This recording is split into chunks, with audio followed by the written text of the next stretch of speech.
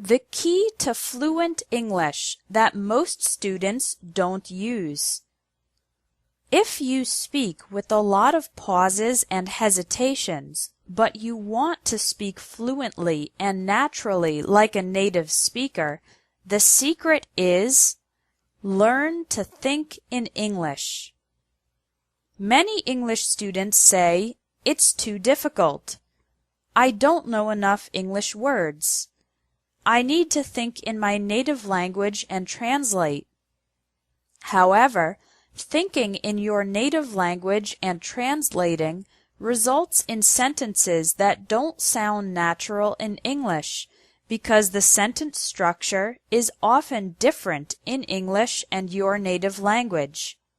In addition, it takes too much time to think and translate when you're in a conversation, leading to pauses, hesitations, and the inability to speak fast and fluently.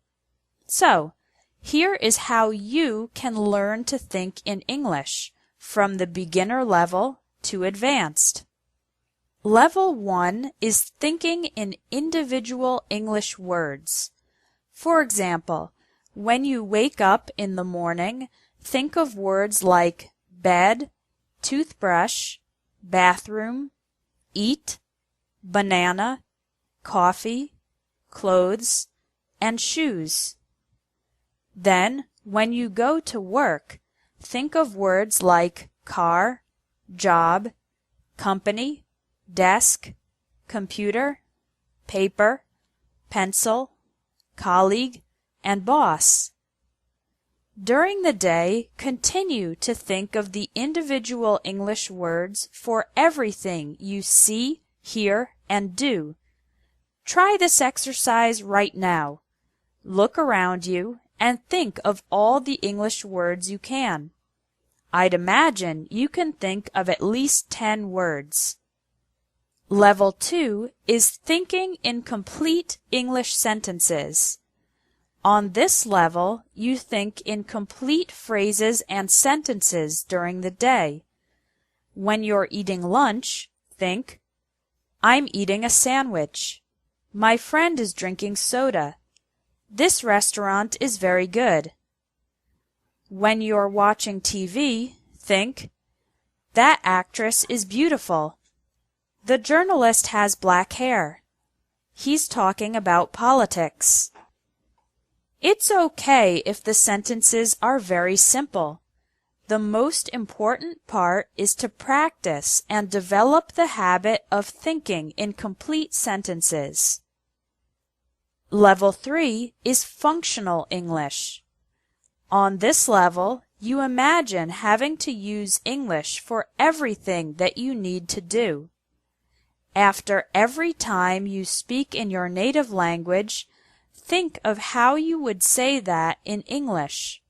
For example, how would you buy a train ticket or order a drink in an English-speaking country? "A round-trip ticket to Central Station, please.